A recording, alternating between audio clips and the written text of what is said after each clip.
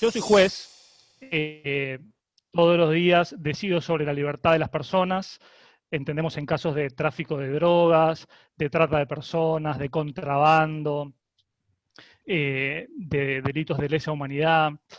Y cuando preparaba un poco esta conferencia, cuando Vladimir me formuló la invitación, mi idea fue compartir con todos ustedes un poco cómo es esta experiencia de ser juez penal. Nosotros somos jueces de muchas competencias, no solamente penales, pero yo soy penalista de formación, además de ser profesor en varias universidades. En Derecho Penal también enseño Criminología y Derechos Humanos, así que me voy a tomar de muchas de las cosas que dijo el profesor Vidaurri hace un ratito, me vino muy bien su conferencia. Y mi idea era compartir con ustedes un poco cómo es la situación de las personas privadas de libertad, las personas que día a día nosotros condenamos, nosotros mandamos a la cárcel, mandamos a prisión, en este contexto de pandemia de COVID-19. Me parece que estoy 100% de acuerdo con lo que manifestaba recién el profesor Vidaurri respecto de lo que para mí es una palabrita muy importante, que es la empatía, ¿no? Nosotros tenemos como jueces, y en este sentido hablo en primera persona, tenemos que ponernos en el lugar del otro. No nos gusta el delito, como decía el profesor, pero comprendemos que quien delinquió tiene que ir a la cárcel, pero tenemos que saber a dónde lo estamos mandando, tenemos que conocer la situación en la cual se encuentran las cárceles, no solamente argentinas, sino de toda Latinoamérica. He tenido la suerte de recorrer muchas cárceles en distintos países de Latinoamérica, he recorrido algunas de Bolivia también.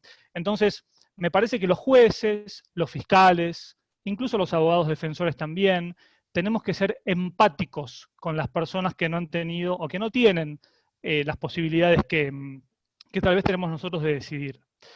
Así que arranco con eso, con esta primera aproximación. Mi idea va a ser hacer un pantallazo general de cuál es la situación de alguna de las cárceles de Latinoamérica, para después específicamente ahondar en cómo nos ha tratado esta pandemia en cada uno de los países, pero fundamentalmente en Argentina, y cómo nosotros día a día tenemos que resolver situaciones, por ejemplo, de personas mayores de 60 años que están en algún grado de contacto con el COVID, o de madres con niños menores en las cárceles, cómo lo fue tratando la legislación en Argentina y en otros países.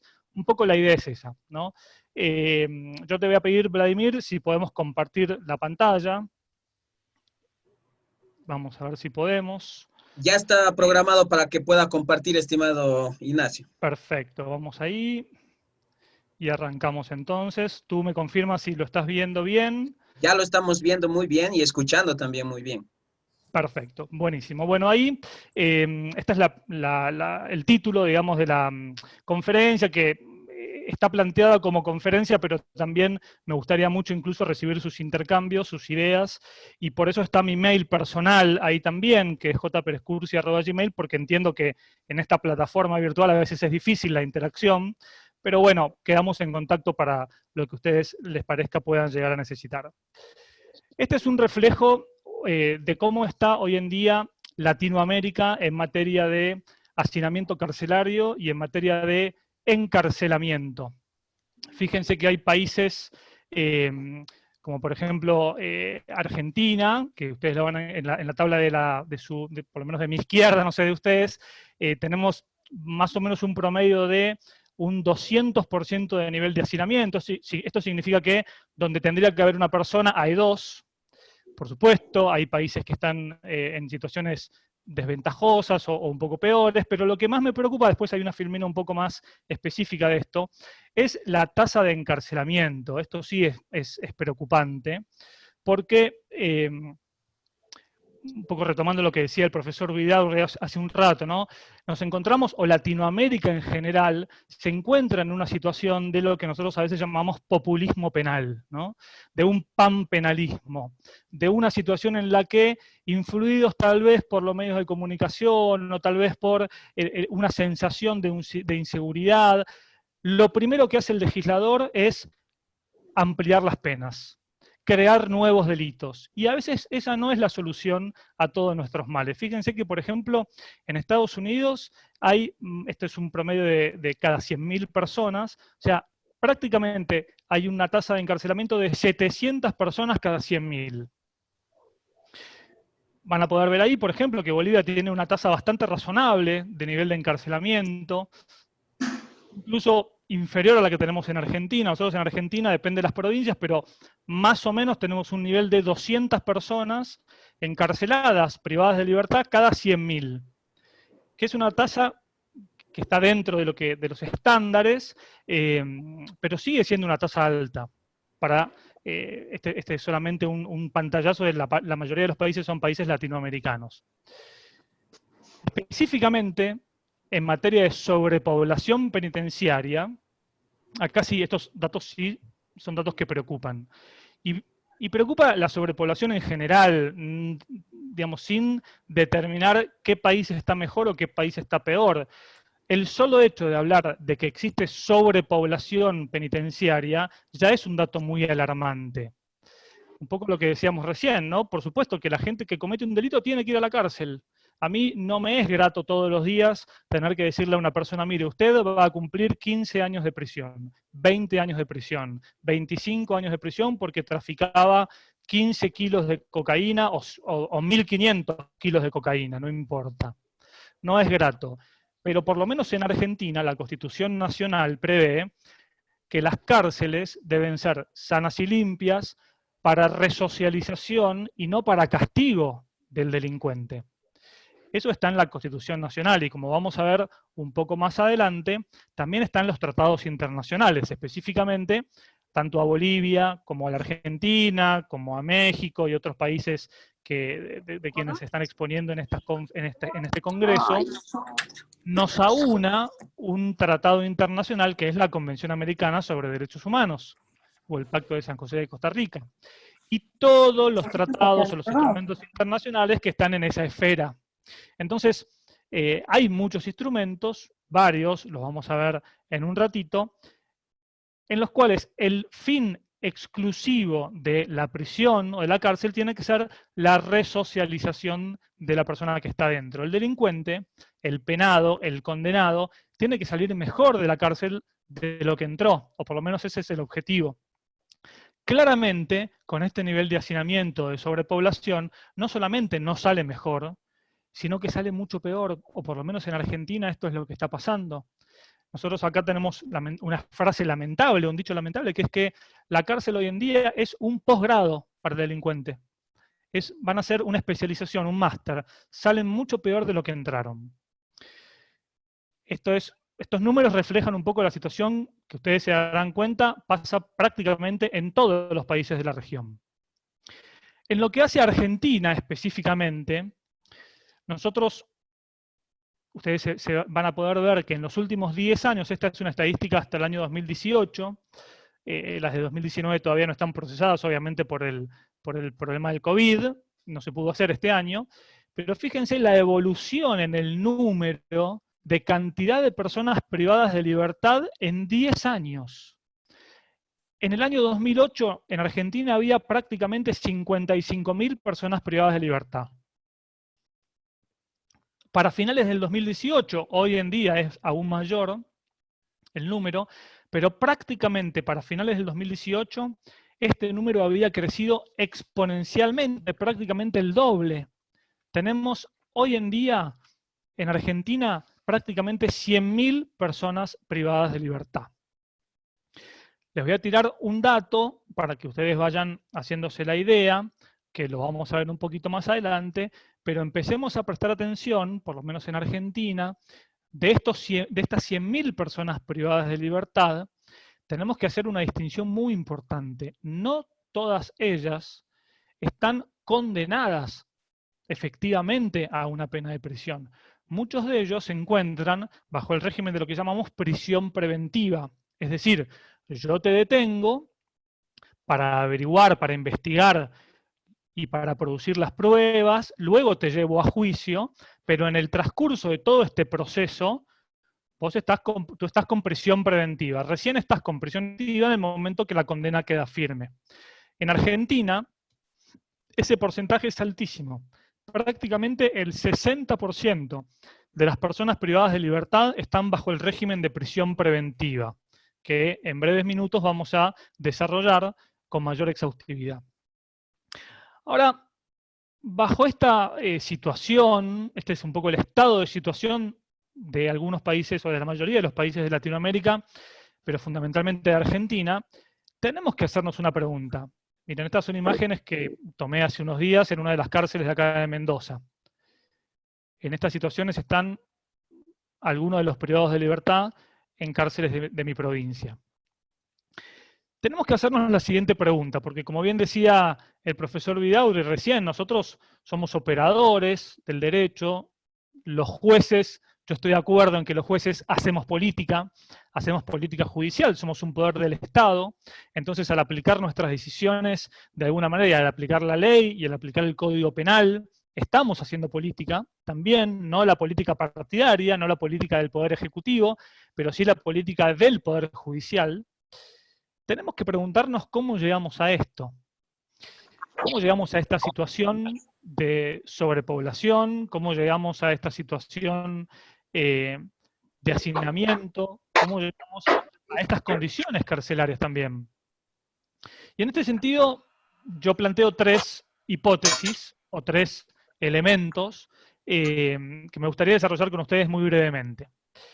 El primer elemento es, y en esto, digamos, nuestros países se diferencian en algunos puntos, pero la verdad es que son tres elementos que unifican un poco lo que está pasando en toda Latinoamérica. Yo, como les contaba, tengo la suerte de ser profesor en la Universidad Mayor San Andrés en La Paz, voy a la maestría, voy seguido, ahí me parece que hay un micrófono abierto de alguien, pero bueno, ya lo vamos a, ya Juan Carlos tiene el micrófono abierto. Vamos a pedirle a él los silencios, muchas gracias.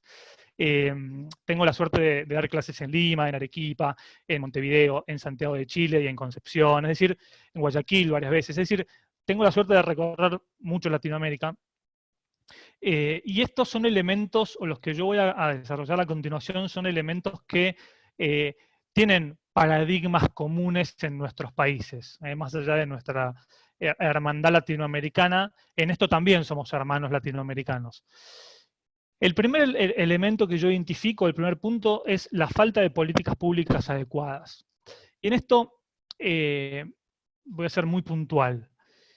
En primer lugar, nosotros necesitamos, por ejemplo, códigos procesales penales modernos. Yo les cuento qué pasa en Argentina. En Argentina, como yo les mencionaba, somos 24 provincias. Cada provincia tiene su propio código procesal penal.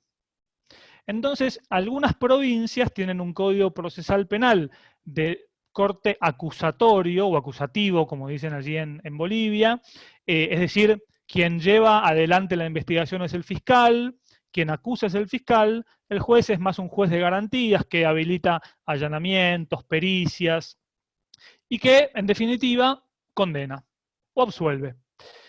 Pero no en todas las provincias de Argentina tenemos ese tipo de código.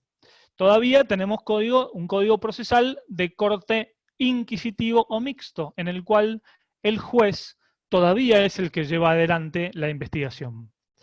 Esto claramente dificulta, imposibilita una mayor celeridad en los procesos, la aplicación, por ejemplo, de lo que nosotros llamamos principio de oportunidad, es decir, que el fiscal decida si quiere avanzar o no con una investigación, aplicar específicamente el principio acusatorio en cuanto al fiscal, si no quiere acusar, no acusa, y le da un poder omnipotente todavía al juez, que ustedes seguramente sabrán, es o toma o deviene de aquella figura del juez inquisidor de la Inquisición, en el cual era un juez omnipotente y omnipresente.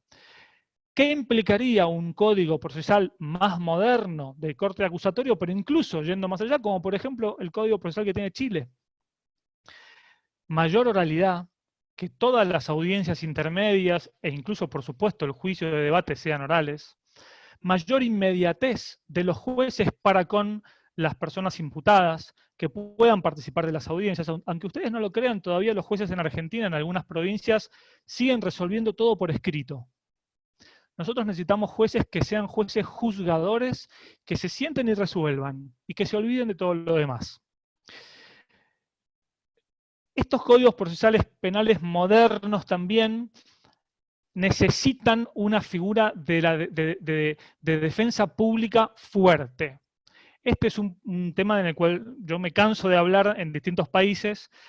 Nosotros en Argentina tenemos una experiencia, como les contaba el profesor Núñez de Arco, yo fui mucho tiempo defensor oficial, es decir, ustedes lo conocerán como aquella figura que cuando una persona imputada de un delito no tiene plata o no quiere, designa al defensor oficial, le designan un defensor.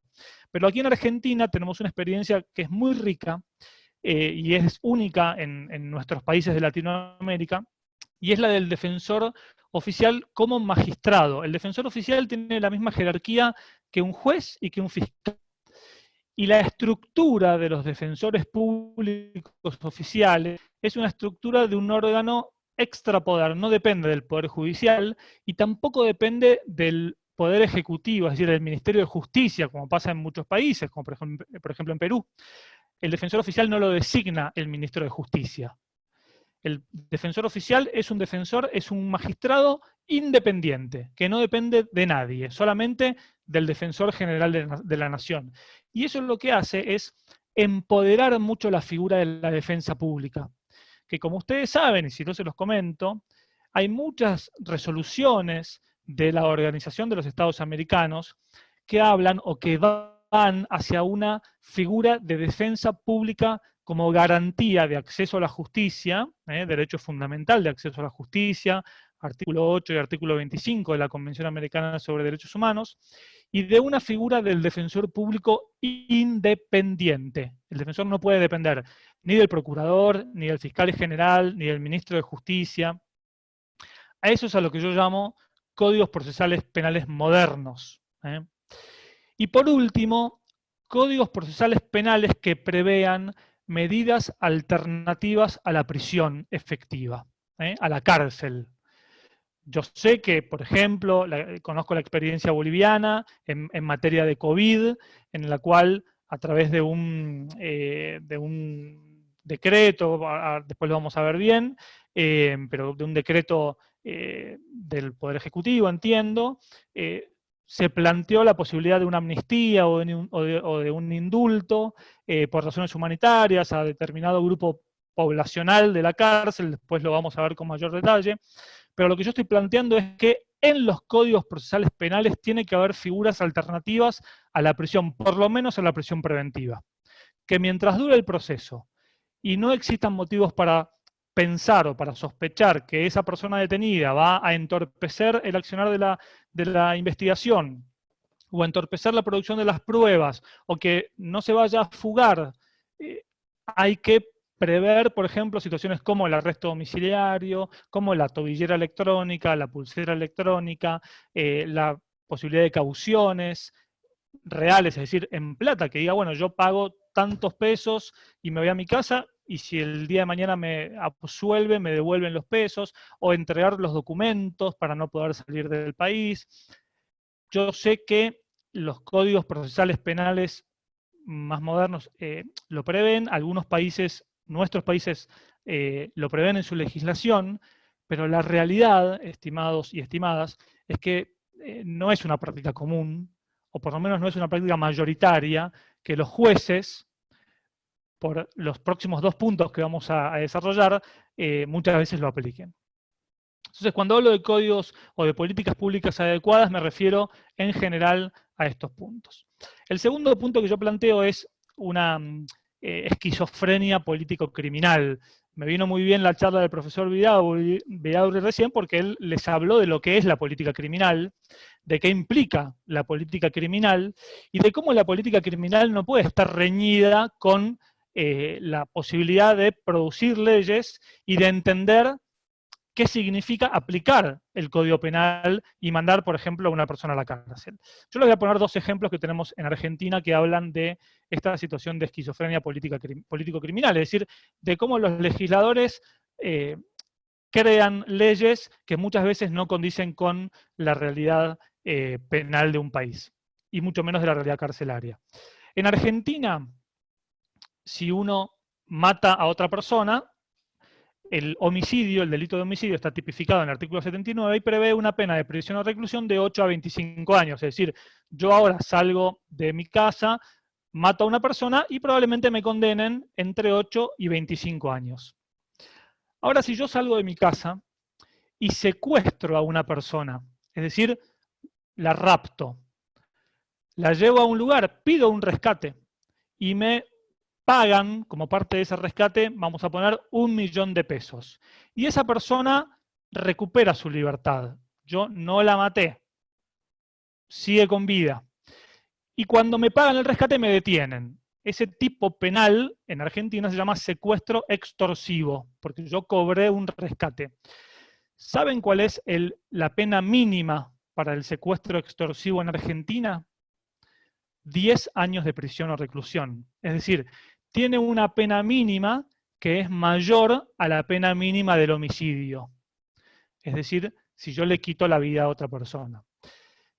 Los que redactaron esta ley, es decir, los legisladores nacionales, cuando la redactaron, claramente respondieron a una necesidad mediática, por decirlo de alguna manera, porque se estaban, entre comillas, poniendo de moda los secuestros extorsivos en Argentina. Entonces, respondieron a ese clamor de los medios de comunicación que el secuestro extorsivo era un delito gravísimo. Sigue siendo un delito gravísimo, es un delito tremendo, terrible, y hay que caerle con todo el peso de la ley a un secuestrador extorsivo. Pero parecería que no guarda mucha lógica que quien pone fin a la vida de una persona, es decir, al bien jurídico tutelado más importante de todos nuestros códigos penales, como es la vida, tenga una pena mínima menor a quien devuelve a la persona con vida, pero solamente la privó de su libertad por un determinado tiempo. Les pongo otro ejemplo. Si me junto con Vladimir y con alguno más del grupo que tenemos acá, es decir, 3 personas, para cometer delitos, eso es una asociación ilícita en los términos del artículo 210 del Código Penal en Argentina. Tiene una pena de entre 3 a 10 años de prisión. 3 de mínimo, 10 de máximo. Ahora, si yo me junto con Vladimir y alguno otro de ustedes, vamos a poner que me junté en la primera figura para robar un banco, ¿no? Nos juntamos entre 3 para robar un banco. Ahora, si yo me junto con Vladimir y algún otro más, es decir, 3 o más personas, para realizar recibos, facturas apócrifas, truchas, decimos acá en Argentina, ese delito tiene una pena mínima de 3 años y 6 meses de prisión. Es decir, un mínimo mayor así a la asociación ilícita común para cometer delitos mucho más graves. Esto responde también a una necesidad o lógica mediática y de clamor popular, porque en un momento se pusieron de moda en Argentina, no hace mucho, las empresas que emitían facturas apócrifas. Entonces el legislador, para poner un corte a esa situación, le puso una pena que le pareció que estaba bien, 3 años y 6 meses, pero claramente no tiene lógica poner un mínimo mayor que si nos juntamos a robar un banco o a secuestrar a una persona o a violar a alguien, por ejemplo. Por más feo que suene y más terrible que suene, son bienes jurídicos tutelados que tienen un valor mayor que solamente el económico en el caso de las asociaciones ilícitas para realizar facturas truchas. El último elemento que considero importante para evaluar esta situación en la cual nos encontramos en materia carcelaria es la responsabilidad del Poder Judicial. Acá yo soy muy autocrítico y lo digo en primera persona y creo que tengo autoridad como para hacerlo por ser juez, como les contaba. Yo encuentro 3 elementos importantes dentro de lo que es la responsabilidad del Poder Judicial. En primer lugar, nosotros, como les decía hace un rato, no aplicamos medidas alternativas, o nos cuesta mucho, no es que no apliquemos, pero nos cuesta mucho aplicar medidas alternativas a la prisión preventiva. En general, cuando comienza un procedimiento penal y tenemos una persona detenida porque es sospechosa de haber cometido un delito, lo primero que hacemos es mandarlo a la cárcel. Después investigamos y eventualmente, si no tenemos pruebas, lo liberamos, pero tal vez en ese tiempo o en ese proceso pasaron varios meses, incluso años. Eso es lo que es la prisión, básicamente lo que es la prisión preventiva. La ley 24.390 argentina prevé que una persona no puede estar por más de 2 años en prisión preventiva, y si la causa es compleja, de algún delito que implique muchos imputados, o que tenga o que sea un delito con una organización muy grande, se puede prorrogar por 1 año más. Es decir, la ley habilita que una persona esté 3 años en prisión preventiva, siempre y cuando se pueda justificar. Pero tenemos la posibilidad de aplicar medidas alternativas a la prisión preventiva, como les contaba hace un momento. El segundo elemento en lo que hace la responsabilidad del Poder Judicial es el temor a las represalias mediáticas, el temor al escrache mediático. Nosotros tenemos que ser independientes de cualquier tipo de poder, no solamente del poder mediático, sino también del poder político, de los partidos políticos, y a mí no tiene que importarnos si llama el presidente, el gobernador o quien sea, para aplicar la ley a un caso concreto. Cuando me designaron juez, yo juré por la Constitución Nacional y prometí ser independiente de todo tipo de poder. Entonces, muchas veces los jueces, para no salir en el diario o para que a uno no lo escrachen es un término muy argentino, pero para no salir en la opinión pública, muchos tenemos, sí, lo digo en primera persona también, de resolver de alguna u otra manera. Eso es responsabilidad también del Poder Judicial y tenemos que ser independientes de todo tipo de poderes. Y el tercer elemento que tiene que ver con las medidas alternativas tiene que ver con este abuso desmedido de la prisión preventiva. Son muy altos los indicadores de prisión preventiva en nuestro continente, en Bolivia también, en Perú, en Chile. La prisión preventiva, ya lo vamos a ver, tiene que ser la última ratio de la persona. La cárcel tiene que ser la última ratio. Tengo que dejar a una persona privada de su libertad si no tengo otra alternativa. Nosotros en los códigos procesales más modernos ya se está previendo esta posibilidad de pulseras electrónicas, tobilleras, retención de documentos, declaraciones juradas, cauciones juratorias, cauciones reales, cauciones personales, obviamente prisiones domiciliarias, bueno, una serie de alternativas taxativas específicamente en el código, en nuestro Código Procesal Penal, por ejemplo, en el federal, está previsto en el artículo 210, por si después alguno lo quiere ir a consultar, una serie de medidas todas previas antes de la imposición de la pena carcelaria o la prisión preventiva. A partir de este panorama, o de esta realidad, bueno, estos son algunos elementos o algunos caracteres que deben regir lo que es la prisión preventiva, específicamente el informe 35 del 2007 de la Comisión Interamericana de Derechos Humanos, enuncia algunos principios básicos a la hora de imponer la prisión preventiva. Esto está no solamente en este informe, sino también en el artículo 7 de la Convención Americana sobre Derechos Humanos. La prisión preventiva debe ser proporcional, debe ser provisional, excepcional y razonable. No me voy a detener mucho en esto porque quiero avanzar con otros temas y ya veo que no me va quedando tanto tiempo para compartir con ustedes.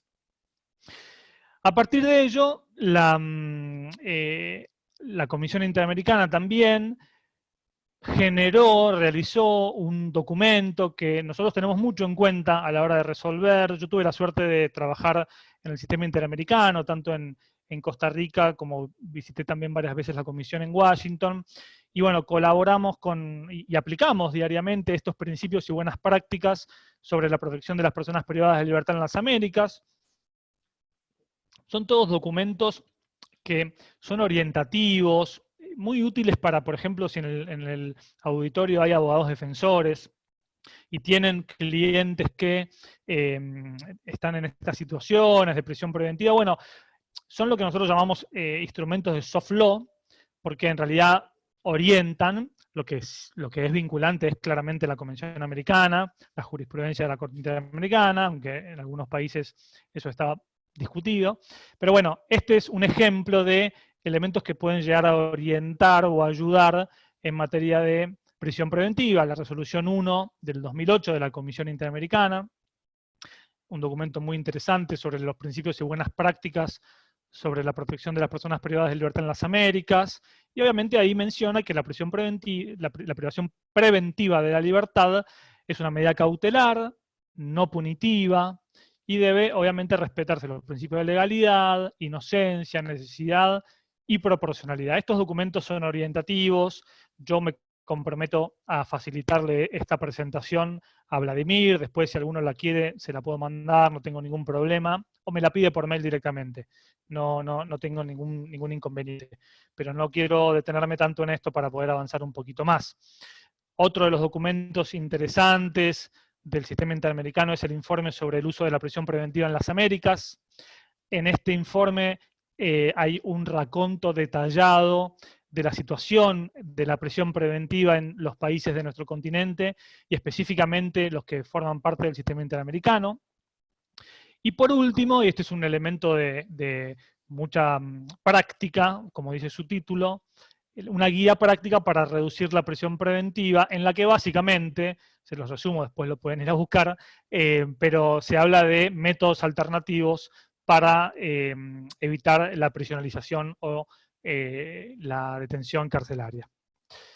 Me quiero detener en esto que me parece muy interesante y es algo, ¿no? Digamos, es algo propio, muy novedoso y que estamos trabajando mucho aquí en Argentina respecto de privados de libertad. Esto es un triángulo virtuoso, llamamos nosotros, en el cual hacemos interactuar tres elementos que nos parecen o que me parecen importantes. En primer lugar, un instrumento de lo que llamamos soft law, que son las reglas de Mandela. Las reglas de Mandela son unas reglas de Naciones Unidas, de la Organización de Naciones Unidas. En el año 55, Naciones Unidas dictan unas reglas que son las reglas mínimas para el tratamiento de reclusos o de privados de libertad, en la cual básicamente se habla de los derechos de los privados de libertad. En el año 2015 se revisan esas reglas y obviamente se le pone el nombre de Nelson Mandela porque estuvo privado 27 años de la libertad y recuperó la libertad, y cuando la recupera no lo hace con ánimo de revancha, sino con ánimo de pacificación de Sudáfrica. Estas reglas de Mandela del 2015 hablan específicamente de algunos de los derechos que deben tener todas las personas privadas de libertad. Yo les menciono tres solamente, y no solamente son derechos de las personas privadas de libertad, sino también, por ejemplo, y esto es lo novedoso, del personal que trabaja en las cárceles, del personal penitenciario. Habla no solamente de las condiciones de las celdas, de los metros que debe cubrir cada celda, y si tienen que ser individuales, o de A2 o de A3, etcétera, etcétera, sino fundamentalmente, en primer lugar, y es lo que quiero compartir con ustedes, el acceso que debe tener cada una de las personas privadas de libertad a representación jurídica. Porque muchas veces los detenidos ya se les dificulta tener acceso con sus abogados, por ejemplo. Por eso es muy importante, no solamente las reglas 54, 55, 58, 59, 119 de las reglas de Mandela, sino que esto tiene que venir de la mano con lo que hablábamos hace un rato, la posibilidad de tener una defensa oficial fuerte, independiente.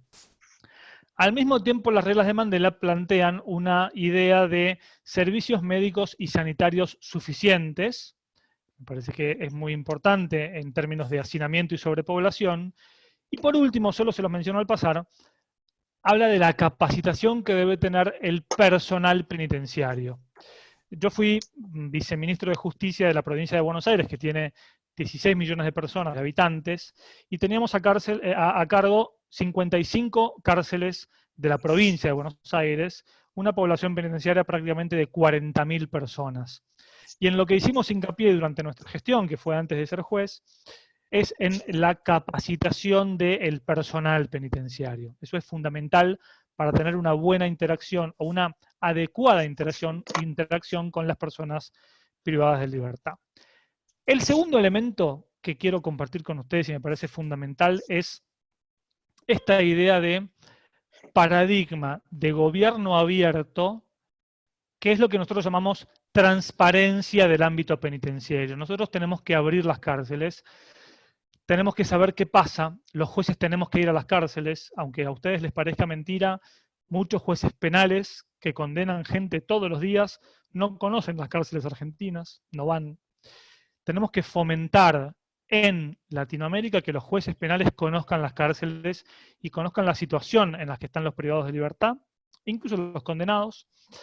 Por lo tanto, tenemos que transparentar el ámbito penitenciario. Un abogado que representa a su cliente que está preso tiene que saber si tiene una sanción, que tiene que tener la posibilidad de apelar esa sanción, tiene que tener comunicación directa con su cliente a través del sistema de videoconferencias. No necesariamente tiene que... ¿Qué pasa hoy con el COVID? Muchas veces, por ejemplo, las visitas están suspendidas. Entonces, las familias no saben cómo están los detenidos. Después vamos a ver un caso concreto que tuvimos hace unos días acá en Mendoza. Los abogados no tienen comunicación con el cliente.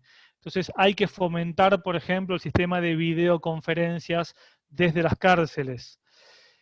Hay que fomentar la figura, acá en Argentina tenemos una figura que es la del procurador penitenciario, es decir, el defensor de los privados de libertad, instituidos por la Constitución Nacional y dependiente del Poder Legislativo.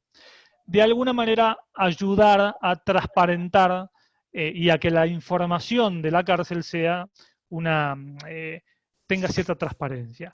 Y por último, este triángulo virtuoso que llamamos nosotros es, o se completa con las reglas de Brasilia. Las reglas de Brasilia, para quienes no están familiarizados con las mismas, son un paquete de normas firmadas en el año 2008 por todas las cortes de justicia de los países de Iberoamérica, es decir, Latinoamérica más España y Portugal, que lo que hacen son crear reglas prácticas para favorecer el acceso a la justicia de grupos vulnerables, de migrantes, de refugiados, de mujeres, de niños, de víctimas de violencia, víctimas de delitos, y en estos grupos vulnerables también están los privados de libertad. Específicamente la regla 22 y la regla 23 de reglas de Brasilia, que les aviso, son obligatorias para todos los sistemas de justicia de estos países, Argentina y Bolivia incluidos, favorecen o hablan de qué manera las personas privadas de libertad tienen que tener derecho a acceder al sistema de justicia y básicamente a que estar preso no significa estar privado de derechos. Entonces, esto lo planteo porque es un triángulo virtuoso en el cual estamos trabajando desde hace tiempo, muchos jueces, muchos fiscales, muchos defensores, muchos políticos también en Argentina, bajo este paradigma, ¿no? Esta idea de la empatía, es decir, ¿cometiste un delito? Sí, mereces estar preso, tenés que ir a la cárcel, pero la cárcel no tiene que ser para castigo, sino para resocialización. En estos últimos 10, 15 minutos que me quedan, vamos a hablar específicamente de qué está pasando en Argentina y en muchos de nuestros países con el COVID-19 y las personas privadas de libertad. Hay un documento interesante de la Comisión Interamericana de Derechos Humanos. Yo hago mucho hincapié, estimados y estimadas, en estos instrumentos porque son, digamos, elementos que nos hermanan y nos aunan en el ejercicio práctico de nuestra función para quienes somos jueces, para los fiscales, para los defensores, para los abogados, para los estudiantes de derecho. Esto es igual para todos nuestros países. A veces cuando a uno lo invitan a dar conferencias o charlas como estas para otros países que no son los propios, hay que buscar hilos conductores comunes que nos aúnen y que nos ayuden también a entender nuestros sistemas jurídicos y tengamos instrumentos jurídicos que podamos aplicar tanto en Argentina como en Bolivia, como en México, como en Perú, etcétera, etcétera. Entonces, la Comisión Interamericana sacó en marzo de este año un documento que se llama Pandemia y Derechos Humanos en las Américas. Nosotros en nuestras resoluciones, cuando nosotros evaluamos en el día a día si concedemos una libertad, una prisión domiciliaria, seguimos en muchos de estos muchos de estos derechos que están, muchos de estos reflexiones, porque son reflexiones que están en estos instrumentos, y también otro otra guía concreta que es esta, ¿no? La guía práctica de respuestas inclusivas y con enfoque de derechos ante el COVID-19 en las Américas. Esto es básicamente una guía práctica de determinadas situaciones y cómo reaccionar, cómo puede reaccionar un juez, cómo puede reaccionar un fiscal, un defensor, ante una situación concreta de COVID-19. Habiendo planteado este marco general de instrumentos internacionales en materia de COVID, les voy a contar un poquito qué está pasando en Argentina en estos últimos 10 minutos. En Argentina, ahí tenemos un gráfico de cómo ha evolucionado la cantidad de infectados por COVID-19 en nuestras cárceles. Esto es, digamos, creo que hasta julio de este año, las últimas estadísticas todavía no están, pero fíjense el nivel de casos que va creciendo exponencialmente, y fundamentalmente nosotros en Argentina, lo que nos ha pasado, digamos, cómo nos ha tratado esta pandemia, el gobierno nacional resolvió cerrar todo el 20 de marzo, hacer un aislamiento social y obligatorio absoluto durante prácticamente 2 meses y empezar a abrir algunas actividades en determinadas provincias. Es decir, tuvimos un aislamiento muy duro al principio, prácticamente de 2 meses. Las personas privadas de libertad no tenían visitas, no tuvieron visitas durante ese tiempo, no tenían ningún contacto con el exterior. Pero claro, a medida que se fueron generalizando protestas, se fueron planteando habeas corpus por esta falta de comunicación, etcétera, etcétera, fueron creciendo, se fueron implementando visitas y también contagios, claramente.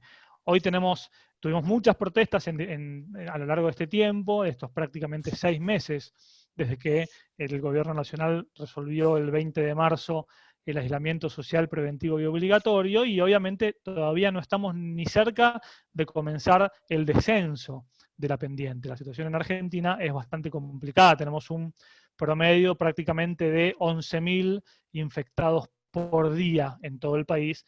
Imagínense que tenemos una población de 45 casi prácticamente millones de habitantes.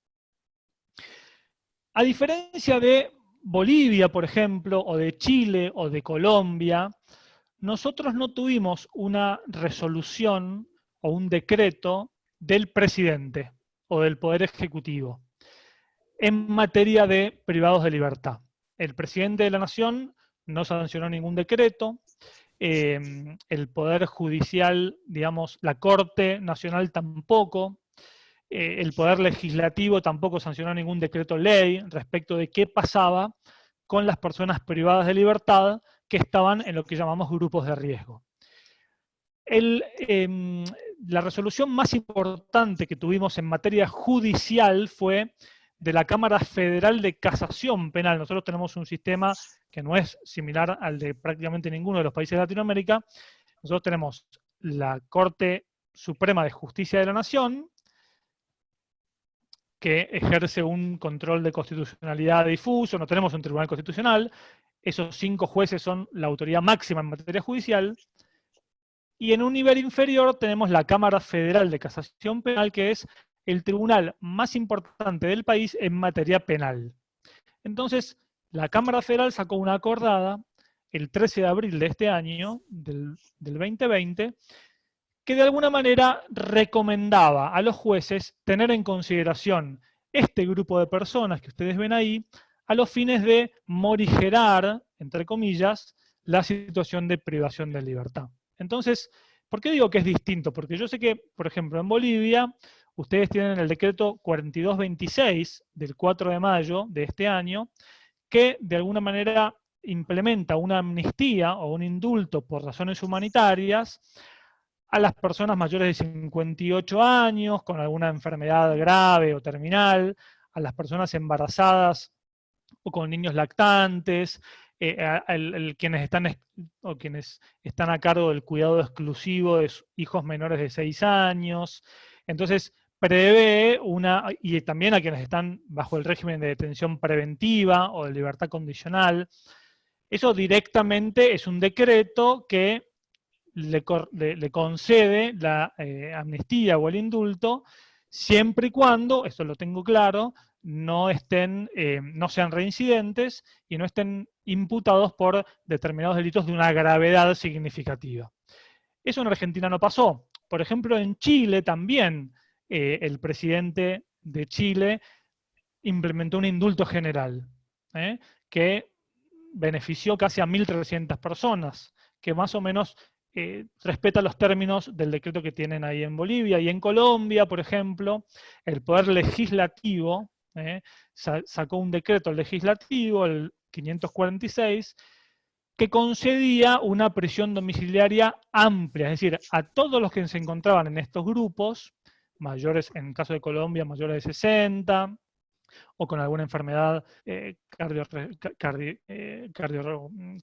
cardiológica, enfermedad respiratoria, o alguna enfermedad terminal, o mujeres con hijos menores de 6 años en prisión, o a cargo de hijos menores fuera, les daba el arresto domiciliario. Eso en Argentina no pasó.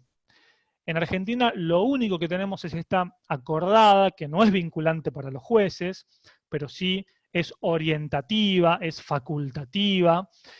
Y nosotros cuando nos enfrentamos a un pedido de algún abogado defensor de una persona que está con prisión preventiva por un delito que no es muy importante o trascendente, no tiene una pena muy alta, una pena que sea menor a 3 años, o alguna mujer embarazada con hijo en la prisión, o esté vencido el plazo de la prisión preventiva, o le falte muy poco para acceder a los beneficios de la pena de ejecución, de la ejecución de la pena, la libertad condicional, por ejemplo, nosotros hemos determinado o hemos tomado muchas medidas, por ejemplo, el arresto domiciliario, pero siempre bajo la guía de esta acordada de la Cámara Federal de Casación Penal. Lo importante, a los efectos de esta charla, es que en Argentina el Poder Ejecutivo, es decir, el presidente, no tomó ninguna decisión respecto de las personas privadas de libertad y el COVID-19, y mucho menos tampoco el Congreso de la Nación.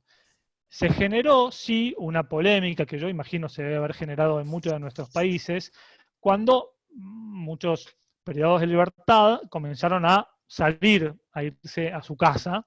Entonces, los jueces terminamos siendo, hay un término acá en Argentina que se usa mucho, que es el término de sacapresos, ¿no? Terminamos dándole la libertad, pero bueno, claramente había situaciones muy difíciles de llevar adelante a partir de lo que pasó con el COVID-19. Les voy a poner 3 o 4 ejemplos muy breves de qué tuvimos que hacer nosotros, los jueces federales, al resolver en determinadas situaciones.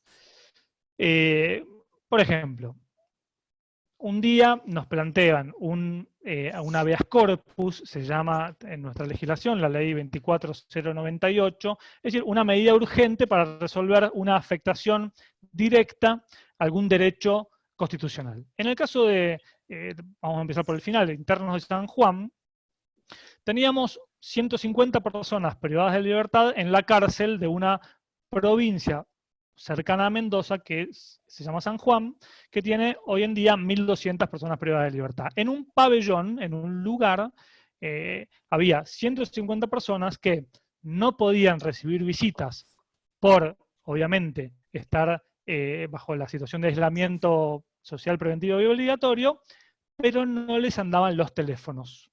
Entonces no tenían posibilidad de comunicarse con sus familias. Plantean un habeas corpus y el juez no les hace lugar al habeas corpus porque dice que no es la vía, es un tema más bien técnico. Y nosotros viene obviamente en apelación a la Cámara Federal de Apelaciones, que es donde yo presto funciones. Claramente entendimos que el derecho que tienen los internos de comunicarse con sus familiares, y más aún en una situación de COVID-19 y de aislamiento social preventivo obligatorio, es un derecho constitucional, es uno de los derechos tutelados por la Constitución y por las convenciones al respecto. Fundamentalmente aplicamos esas reglas de Mandela que yo les comentaba hace un rato, hicimos lugar al habeas corpus y obligamos al Poder Ejecutivo de la provincia de San Juan a que les provea a los internos de teléfonos celulares monitoreados, con el número de IP, decimos acá en Argentina, para saber cuándo llamaban, a quién llamaban, cuánto duraba la llamada, que se registren, obviamente porque tenemos el riesgo de que con un teléfono celular puedan cometer otros delitos desde la cárcel, pero bueno, hicimos lugar a ese tipo de situaciones dentro de la cárcel de San Juan. Otro caso que comparto con ustedes, y ya finalizando la exposición, es Castro Reina, es una mujer que tenía 3 hijos menores fuera de la cárcel, pero a cargo de la abuela. La abuela se presenta ante nosotros y nos dice, mire, yo no me puedo hacer cargo de estos 3 niños y no puedo estos niños no pueden visitar a la madre en virtud de esta situación de COVID-19. Y en esta idea, lo que también hicimos valer en esta situación es la Convención sobre los Derechos del Niño, la Convención Internacional sobre los Derechos del Niño, específicamente el artículo 3º, que habla del interés superior del niño y no cortar el vínculo de los niños menores de edad con su madre, quien era el único sostén que tenían y la única posibilidad que tenían de tener una relación directa con su madre era a partir de la visita personal. Les dejo estos 2 últimos casos. Sanguedolce es también un arresto domiciliario por un delito de lavado de activos, un delito muy grave, pero que tiene una escasa lesividad en los términos de esa acordada que veíamos recién, ya que no tiene una injerencia directa respecto de un bien jurídico tutelado de una persona física, sino que es el Estado. Entonces lo que hicimos fue conceder el arresto domiciliario en virtud de que ese delito tenía una escasa lesividad. Y finalmente, Manterola Árboles es el caso de 2 mineros chilenos en el límite. Nosotros, como yo les comentaba, vivo en una provincia de montaña, de límite con Chile. Estos 2 mineros estaban, de alguna manera querían extraer algunos minerales de Argentina y llevarlos a Chile. Ese es un delito que nosotros tenemos tipificado como contrabando agravado de bienes minerales aquí en Argentina. Obviamente estos mineros chilenos, al quedar detenidos en la cárcel argentina en Mendoza, no tenían arraigo, no tienen familia, no tenían lo que nosotros llamamos, existía lo que nosotros llamamos riesgo procesal, pero también entendimos que no tenían ninguna posibilidad de comunicarse con el exterior desde la cárcel, ni de recibir visitas, y el delito era escaso en su lesividad concreta. Entonces ellos constituyeron domicilio en un lugar prestado aquí en Mendoza y les concedimos el arresto domiciliario mientras dure esta situación de COVID-19. Bien, estos son algunos lineamientos de cómo nos ha encontrado a los jueces y a los fiscales y a los defensores aquí en Argentina esta situación de pandemia. Yo quería compartir con ustedes estas reflexiones y sobre todo comentar estas vivencias del día a día.